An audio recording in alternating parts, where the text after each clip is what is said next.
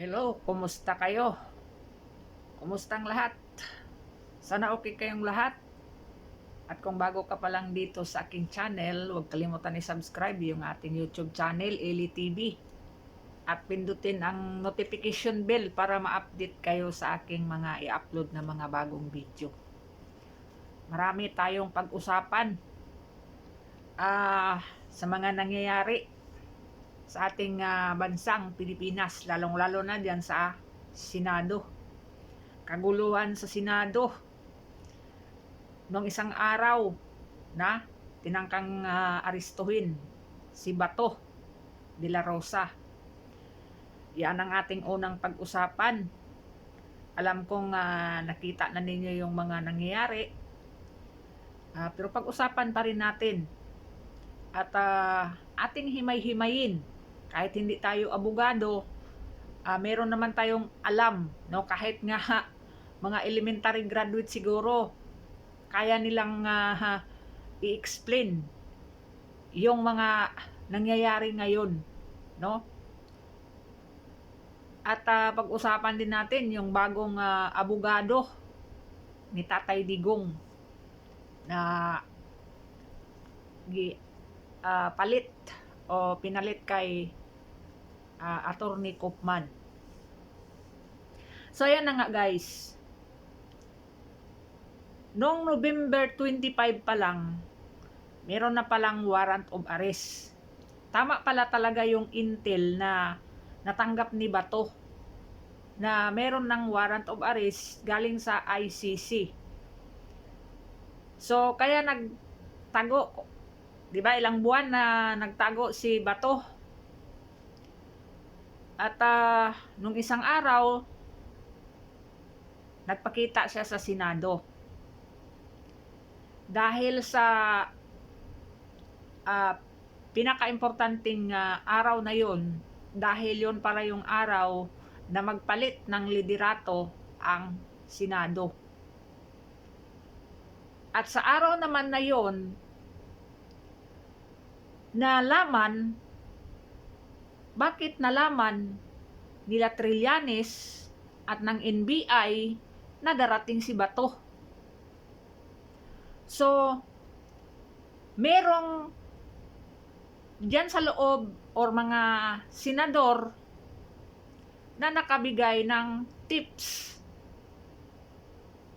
sa NBI at kay Trillanes na pupunta si Bato sa araw na yon. Kasi kung walang nakapagbigay alam sa NBI at saka kay Trillanes, bakit sila makapunta dyan sa Senado sa araw ng pagpunta ni Bato? Bakit nila nalaman na pupunta si Bato sa Senado sa araw na yun? So meron talagang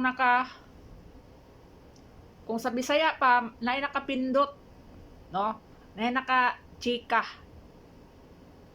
sa NBI o kay Trillanes mismo na pupunta si Bato ngayong araw na to dito sa Senate. Abangan nyo na, no? So kasi ang mismo si Amy Marcos nagsabi na pinahintulutan ng dating Senate President na si Tito Soto na makapasok yung mga taga-NBI at pinakain pa doon sa kanyang opisina. Mismo si Amy Marcos nagsabi niyan. Kaya tinawag ni Bato na taksil. Nataksil si Soto. Si Tito Soto. Tapos, ano ang sabi ni Soto? Pro-konstitusyon daw siya. Pro-Philippines. Hindi daw siya pro-impeachment. Hindi daw siya anti-impeachment. Yun ang sabi niya. Paano ka naging pro-konstitusyon? Yung ginawa mo, labag sa konstitusyon yan.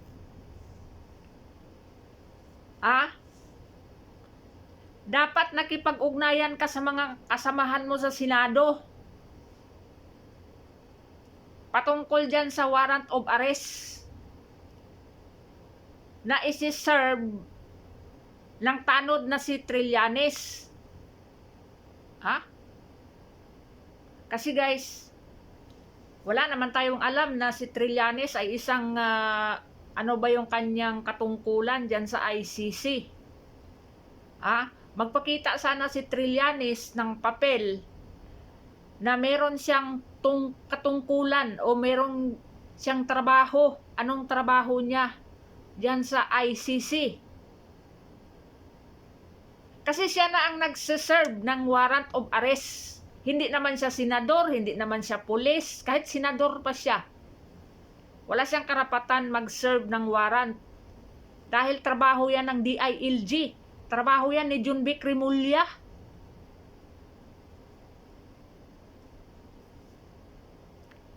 Ano sabi ni John Vic Remulla? Hindi daw totoo yung ano na yan, yung warrant of arrest na yan. Pero kinonfirm ng ICC mismo na legit yung warrant of arrest. Noong November 25, 2025 pa yan daw binigay. Kaya nga sabi ni Trillanes, secret warrant of arrest daw yan.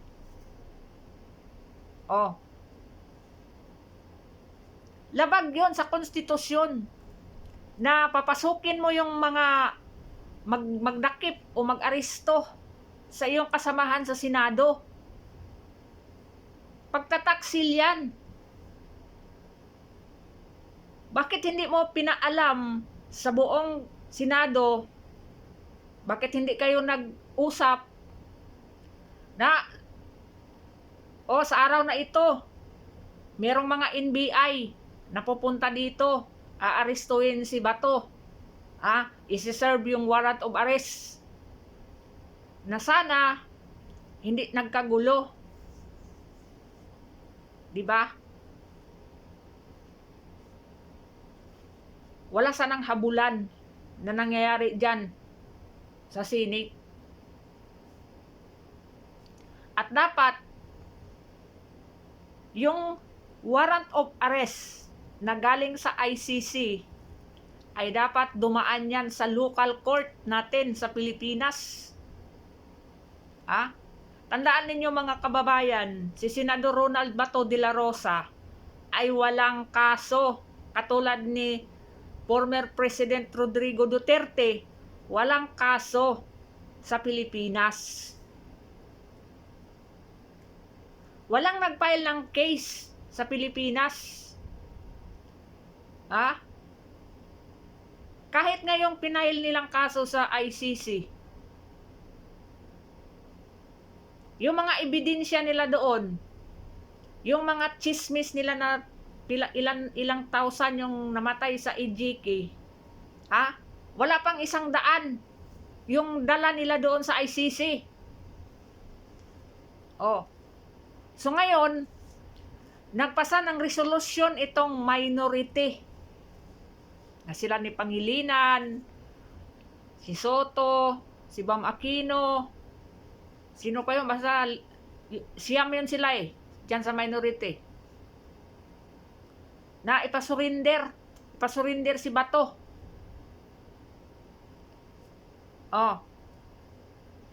Ipasurinder, hindi ko lang alam kung saan nila ipasurinder, basta dyan sa ano daw sa Pilipinas, yung saan ka ba pwede mag-surrender dyan?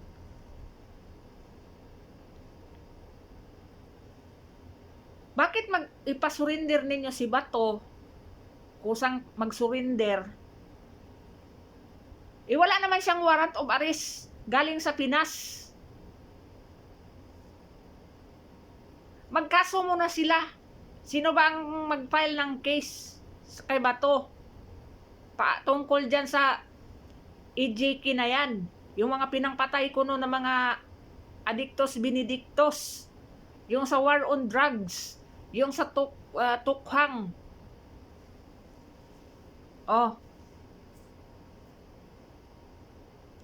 Trabaho man ng mga pulis yun.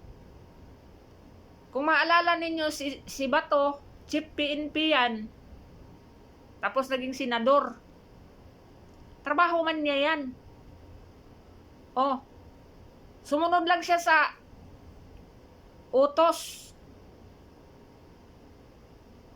Pero hindi naman mismo nga si Bato ang nakita ba? May nakita ba kayo na si Bato na maril, ng saksak, o namugbog ng mga tao na walang kasalanan? Mas makasalanan pa nga yung NBI eh. Dapat yung mga NBI yung namugbog.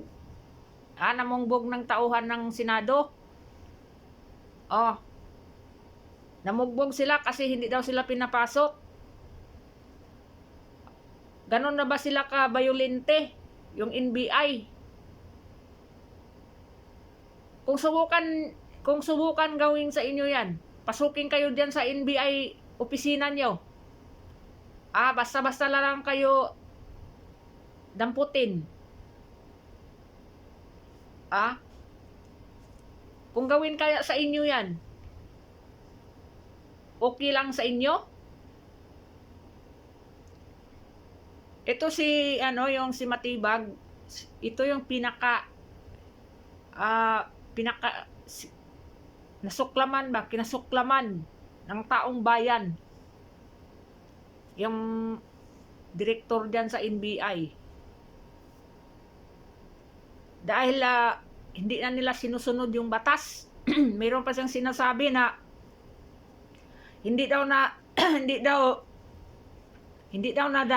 nadakip o naaresto si Bato dahil daw sa pag-change ng leadership ng Senado.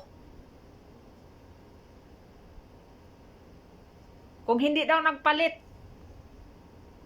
madali lang daw sana na-aresto kung yung dating namuno yung nandun. Kasi nga pinakain pa sila ni Soto eh. Kasi hinantay na lang nila yung pagdating ni Bato. Hindi kasi nila alam nung araw na yon ay magbutuhan ang mag-change ng leadership ang Senado. Hindi siguro alam ni Tito Soto, pero parang alam na ni Soto eh, kasi mayroong post eh. Mayroong post si Soto eh na yung patungkol dyan sa butuhan. Pero hindi niya siguro alam sa yung araw talaga na yon ay magbutuhan yung mga senador. Importante yung boto ni Bato. Kasi binilang na nila yun eh. Sino ang boboto kay Cayetano? So kulang ng isa. Kasi yung dalawa nag-abstain eh. Si Subere nag-abstain yun. At saka si GB Ejercito. So 12 lang. So kung hindi dumating si Bato, si Soto pa rin yung Senate President.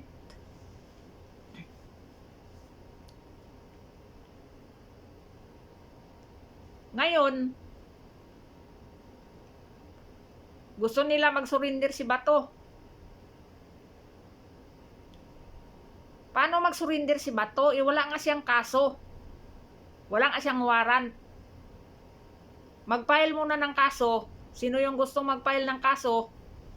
Kung sino yung na-argyado ni Bato nung panahon ng war on drugs, magkaso. Magkaso dyan sa Pilipinas. At kung may kasalanan si Bato, di mag-ano ng warrant of arrest. Kasi yung ano ba yung kaso na iano sa kanya? Kasi sa ICC, wala mang ano doon, wala mang piyansa-piyansa.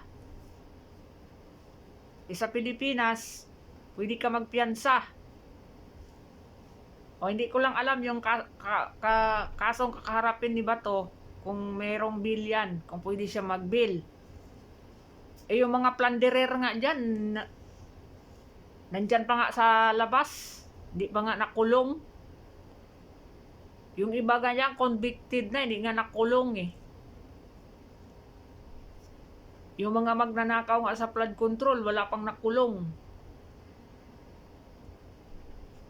Ang kinulong nila yung walang kasalanan sa flood control.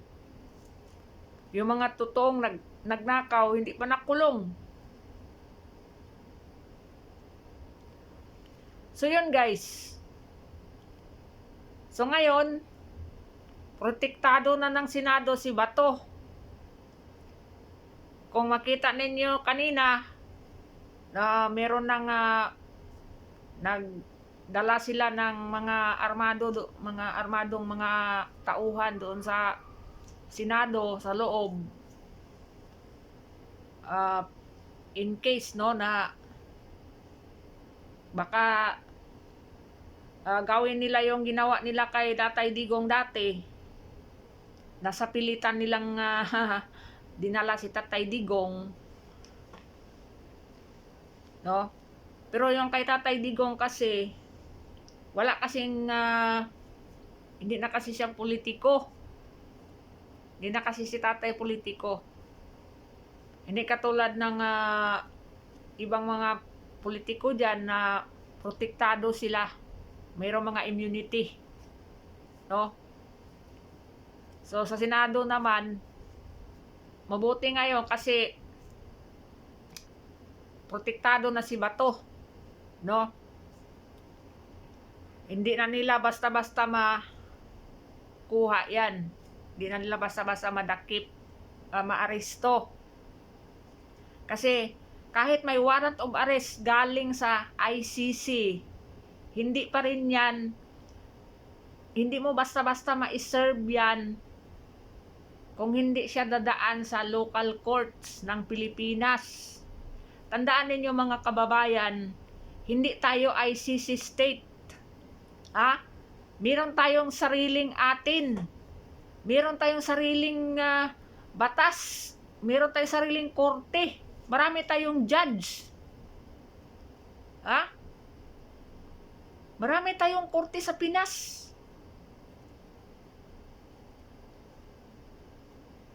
Kailangan idaan dyan yung warrant of arrest na galing sa ICC. At busisiin yan, tingnan yan ng korte. At kung may file ng kaso kay Bato,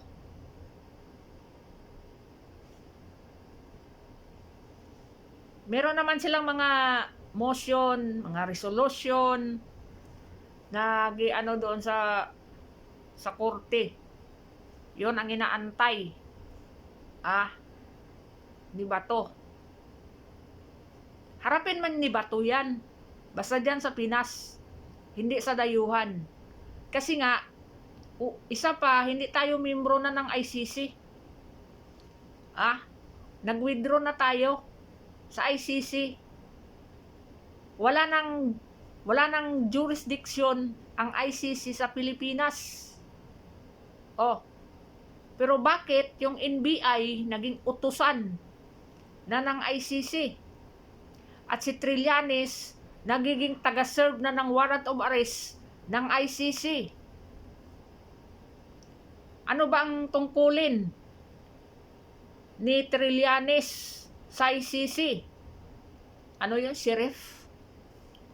Sheriff na ba si Sheriff o tanod sa ICC na si Trillanes? Sibilyan lang si Trillanes. Katulad sa atin. Walang nang katungkulan sa gobyerno. Hindi naman siya senador. Hindi rin siya nanalo pagka-mayor. Kahit nga tatakbo yan ng barangay kapitan, hindi nga yan manalo. Alam niyo guys, sino ang nanggulo sa Pilipinas? Ito sila. Yung mga makakaliwa. Kung nakita niyo sa Senado kanina, ang dami yung mga kabataan doon. Meron pang mga isang pamilya, nagdala ng mga bata. Mga yun, mga liptis yun. Yung iba doon na mga yun, mga loyalista. Yung mga iba doon, mga yan, mga kabataan party list. Yung mga nang babato,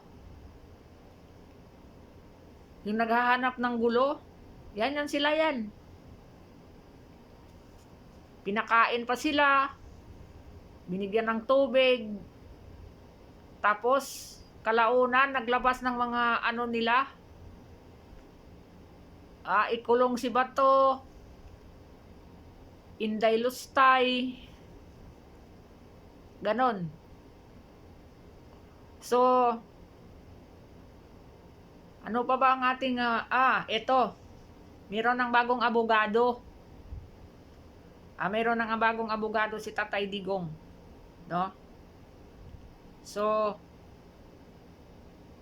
iyon ang ano natin. Abangan natin ano yung mga updates naman doon sa dahig. No?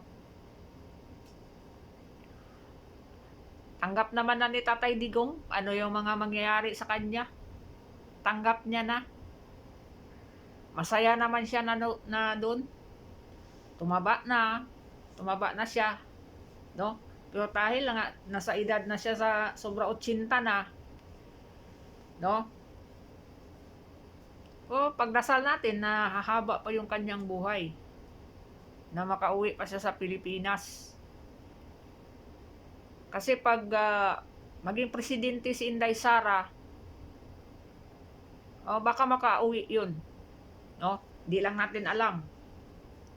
Pwede naman babalik tayo sa ICC.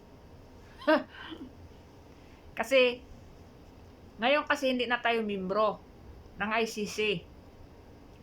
So, hindi pwede si Tatay Digong maiuwi sa Pinas.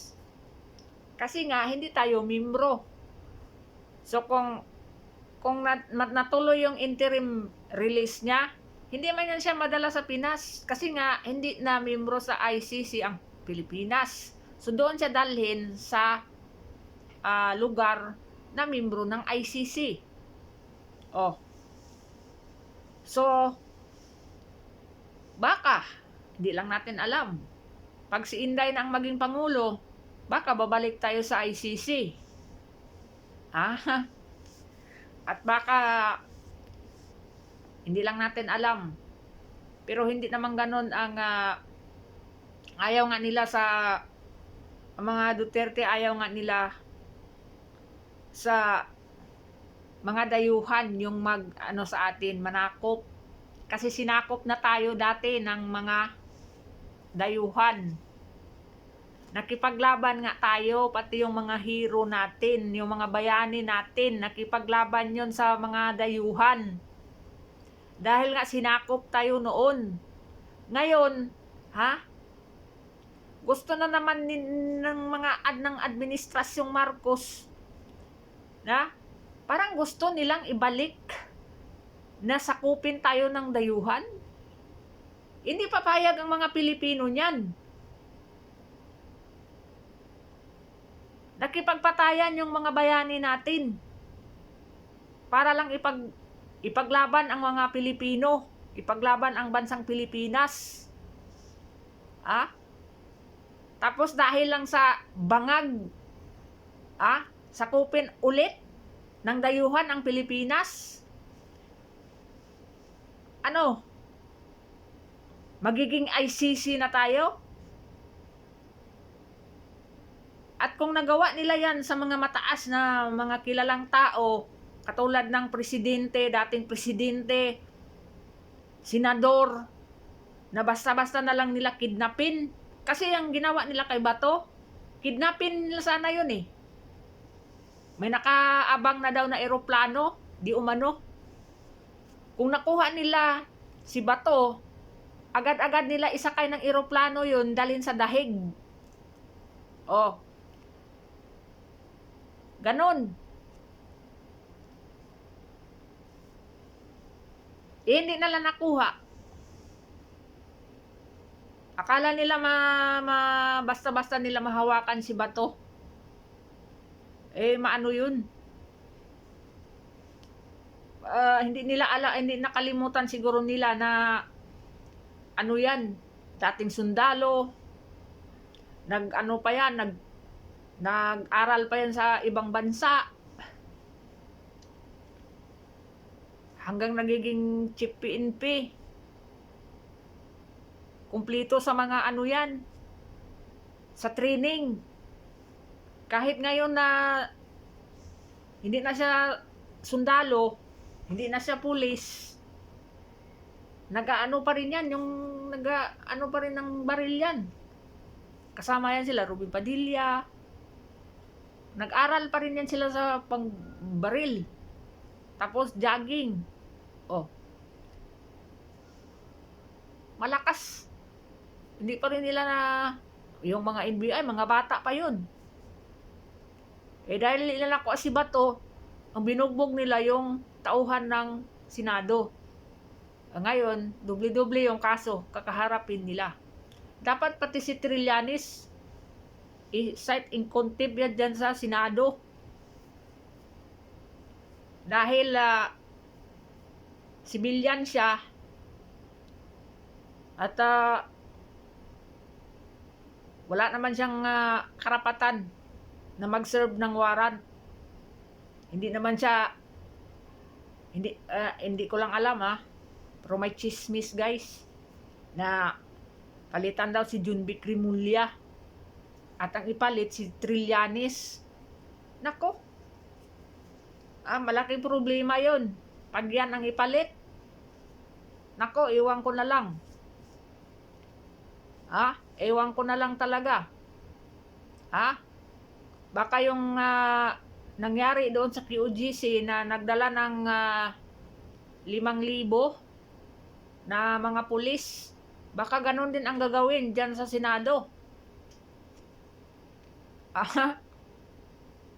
Kasi nagkaano sila iba yung sinabi ni John B. Cremulya, iba din yung kay Trillanes. So, ibig sabihin, walang alam si John B. Cremulya dyan sa warrant of arrest. Si Trillanes lang ang may alam. Kasi hindi sila nagkapareho Ang sabi ni John B. Cremulya, yung warrant of arrest, kasi wala daw siyang kwan pa So, hindi pinaalam sa DILG yung about sa warrant of arrest ng ICC. So, si Trillanes lang ang may alam. Bakit si Trillanes ang binigyan ng warrant of arrest ng ICC na wala naman ang tungkulin o wala namang ano yan si Trillanes sa Pilipinas? Sibilyan lang si Trillanes. Bakit ang ICC ipinagkatiwala nila kay Trillanes ang isang warrant of arrest?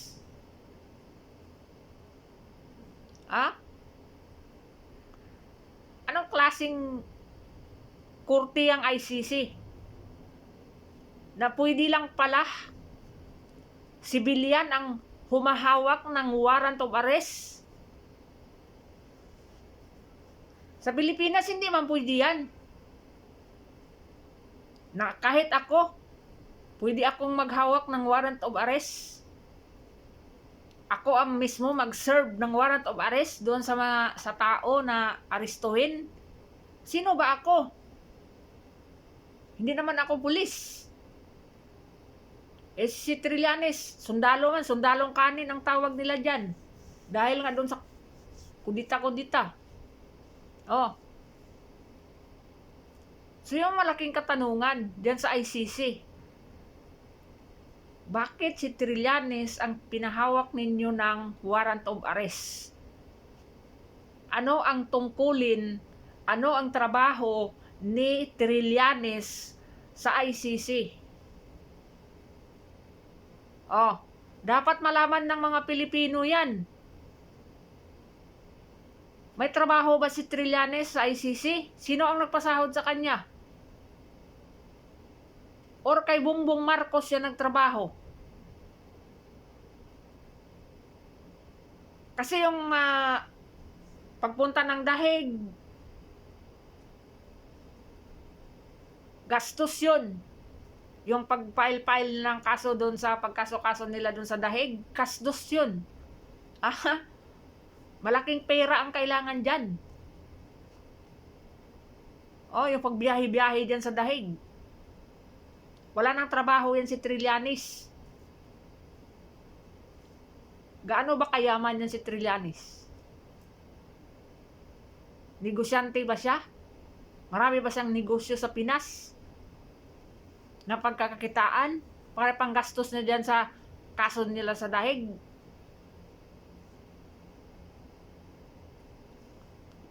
Yan ang malaking tanong. Pero nga kasama nga siya sa malita, doon sa dinideliveran ng malita ng mga Marines. Nako, ngayon baka mabuksan ulit yan yung about sa malita-malita. Baka ano yan ulit ni Rodante Barcoleta, pag-usapan ulit yan. Baka mapatawag na yan, kasama si Trillanes. Kasi kasama yan si Trillanes daw na deliveran ng pera eh. O, pinangbayad yan sa ICC. So, yun guys, ang mga nangyayari sa ating bansa. Ang gulo. O, ang gulo. So, ipag-pray natin yung bansa natin na ano ba, yung kapayapaan sa bawat isa. Pilipino versus Pilipino, nag-away-away dahil sa politics, dahil sa politika, dahil yung iba dyan, malaki ang mga kasalanan na gawa, yung flood control, yung flood control talaga, yun ang malaking kasalanan ng mga congressman. Yung Congress, nandyan halos yung mga magnanakaw dyan sa flood control. Kaya halos lahat dyan.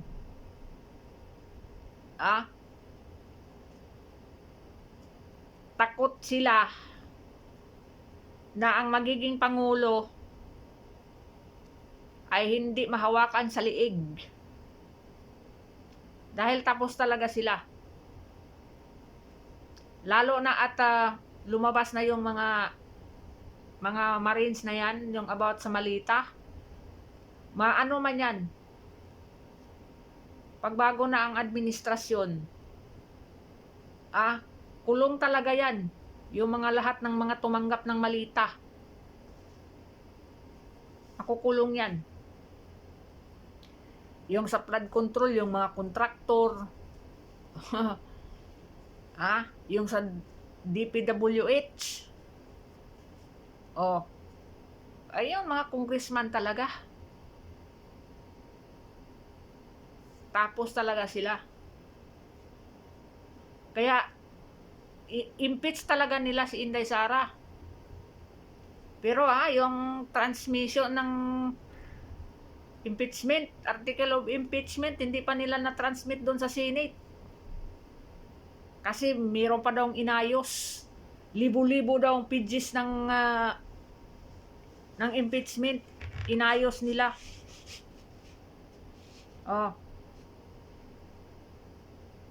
Tingnan natin. Diyan na magkalaman. Diyan na ang bloodbath sa Senado. Handa na yung mga abogado ni Inday. Sige. Bakbakang kayo dyan. Tingnan natin. Sino ba ang may matibay na mga ebidensya. Kasi dyan ilabas ang lahat ng mga ebidensya. Dyan sa Senado. Tandaan ninyo, 16 niyang abogado ni Inday. Versus abogado ng Congress. Yung abogado ng Congress. Sige, paghandaan ninyo. Harapin ninyo yung 16 na abogado ni Inday Sara. Diyan na magkaalaman kung sino ba talaga ang totoo at ang mga sinungaling. Tingnan natin yung mga ebidensya nyo. yung mga amlak, yung mga salin nyo. Yan yung mga ebidensya ninyo eh. Salin, amlak, ah, anong bangko yun? Oh, yung Bangko Sentral. Yun yung kuan eh. Mayroon pa yung BIR kasama ba yun? Oh, di ba? So, abangan natin guys. So, yun lang muna guys, ang update natin. Hanggang dito na lang. Maraming salamat sa inyo. God bless.